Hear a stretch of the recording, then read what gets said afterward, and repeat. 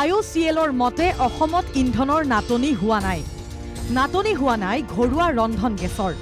নাটনি হোৱা নাই পেট্ৰল ডিজেলৰো। ইণ্ডিয়ান অইলৰ কাৰ্যবাহী সঞ্চালক নীতিন ভাটনাগৰে আজি এক সংবাদমেল যোগে এই কথা ঘোষণা কৰে।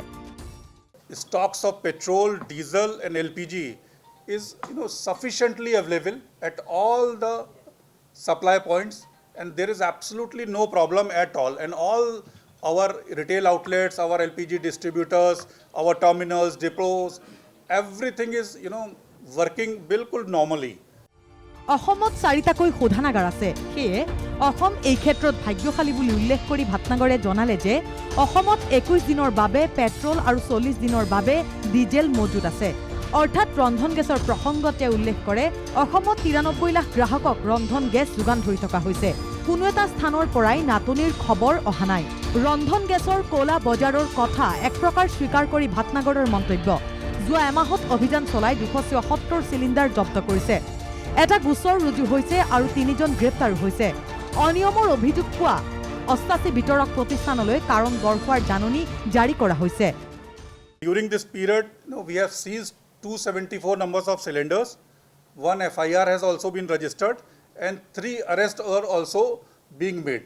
Actions also, we are taking a strong actions against the OMC LPG distributors if anybody is not adhering to our SOP or the digital booking.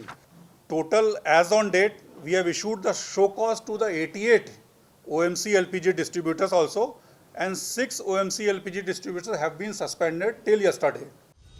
IOCLৰ মতে নাটনি কতো হোৱা নাই, কিন্তু দিনৰ পিছত দিন চিলিণ্ডাৰৰ বাবে ৰবলগীয়া কিয় হৈছিল? কিহৰ বাবে বিতৰক প্ৰতিষ্ঠানৰ সন্মুখত পুৱা 5-6 বজাৰ পৰাই দীঘলীয়া শাৰী? বাস্তৱত যি সমস্যা ভুগিলে ৰাইজে তাৰ কাৰণ কি? কিমান দিনৰ বাবে মজুত আছে LPG? উৎপাদন বৃদ্ধি হৈছে নেকি? সাংবাদিকৰ প্ৰশ্নৰ উত্তৰত কি কয় IOCLৰ শীৰ্ষ বিষয়া অমৰজ্যোতি বৰদলৈয়ে? হঠাতে কি হ'ল, তেওঁলোকে EKYC নকৰিলে চিলিণ্ডাৰ নাপাব, তেনেকুৱা ধৰণৰ এটা পৰিস্থিতি হ'ল।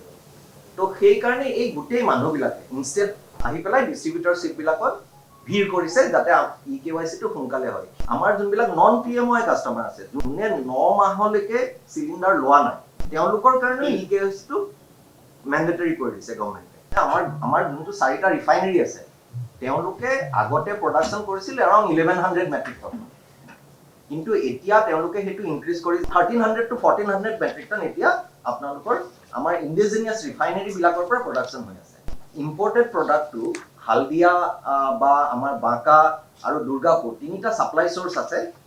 আমাৰ যদি প্লাণ্টবিলাকত যোনটো ষ্টক আছে তাতেই 5 দিন খুব ভালকে চলাব পৰাকে চলি আছে।